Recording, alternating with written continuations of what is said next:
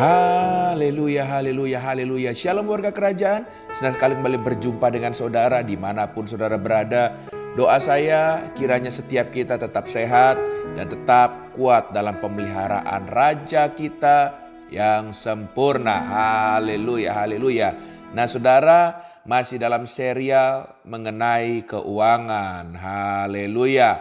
Hari ini saya ingin berbicara tentang 3 prinsip keuangan yang diberkati. Haleluya, haleluya. Kita perlu memiliki prinsip-prinsip keuangan yang benar sehingga kita dapat tahu untuk memposisikan diri kita dalam bersikap dan dalam mengambil keputusan.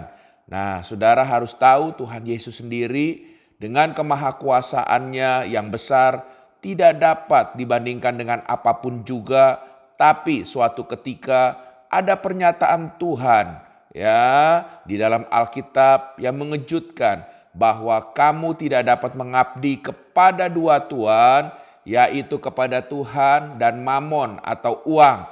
Mari kita lihat ayatnya. Matius pasal yang ke-6 ayat yang ke-24. Demikian firman Tuhan. Tak seorang pun dapat mengabdi kepada 2 tuan, karena jika demikian ia akan membenci yang seorang dan mengasihi yang lain, atau ia akan setia kepada yang seorang dan tidak mengindahkan yang lain. Kamu tidak dapat mengabdi kepada Allah dan kepada Mamon. Haleluya, haleluya. Bapak Ibu terkasih dalam Tuhan, untuk belajar prinsip kebenaran firman Tuhan ya, dari firman Tuhan yang kita baca tadi, ini sebetulnya sedang mengajarkan kita semua bagaimana kita harus menjadi hamba Kristus atau hamba Tuhan, bukan menjadi hamba uang. Haleluya ya. Saudara, ini ya beda-beda tipis ya. Seringkali banyak orang bilang hamba Tuhan, tapi ternyata sebaliknya. Oleh sebab itu saudara harus bisa membedakan antara hamba Tuhan atau hamba Kristus dengan hamba Mamon atau hamba uang itu seperti apa. Nah, oleh sebab itu kita belajar definisi soal uang dulu ya.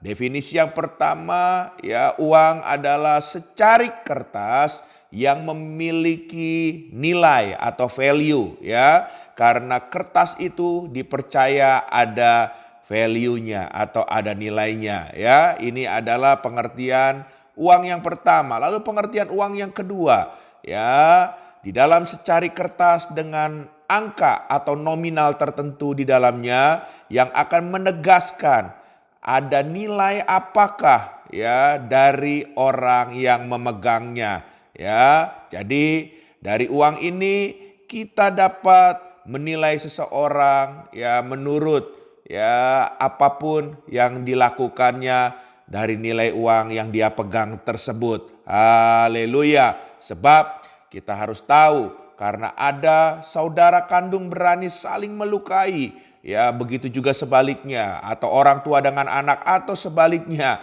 Makanya sebetulnya orang yang memegang uang, kita bisa nilai apa yang sedang dianut oleh orang pemegang uang tersebut ya. Nah, saudara harus sadar sebetulnya bahwa uang sebetulnya harus berada di penguasaan kita, bukan terbalik.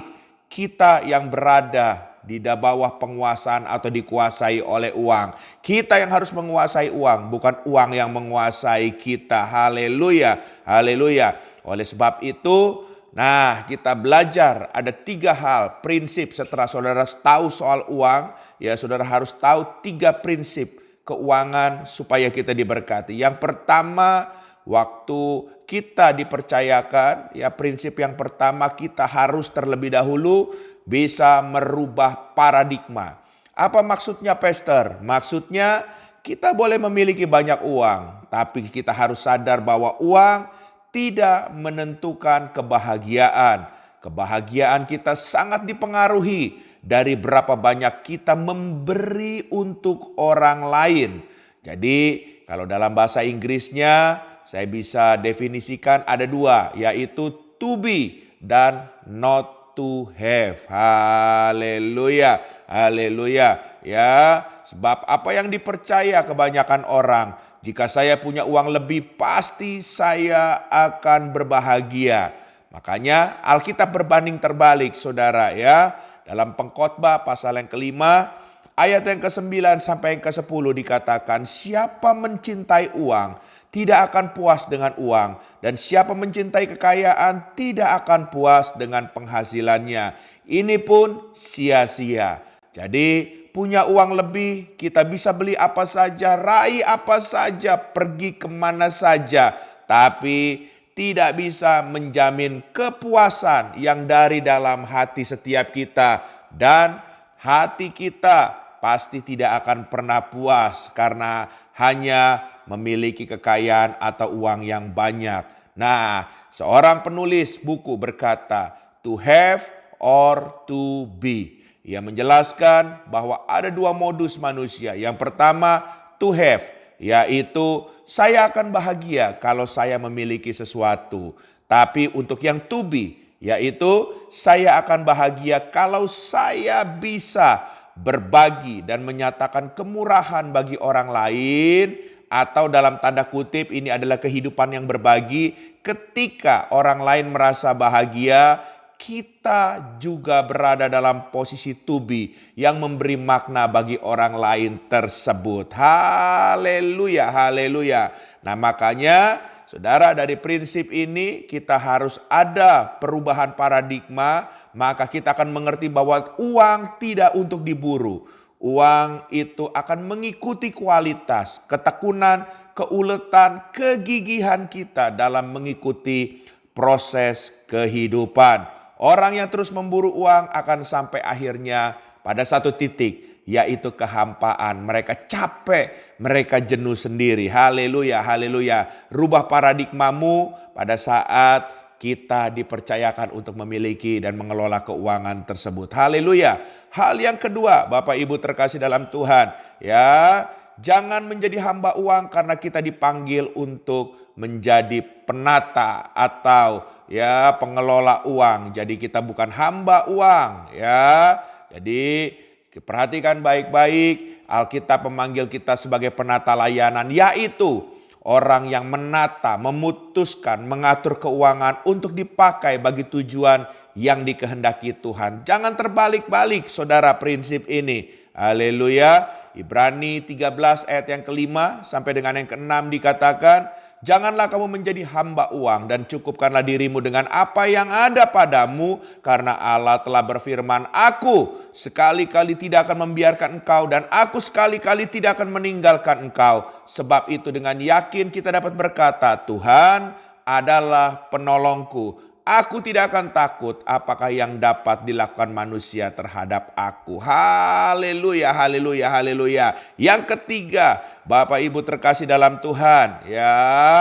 Prinsip yang ketiga supaya kita diberkati yaitu lakukan saja. Dalam tanda kutip, jangan pernah mengatur Tuhan untuk membalas kita. Haleluya.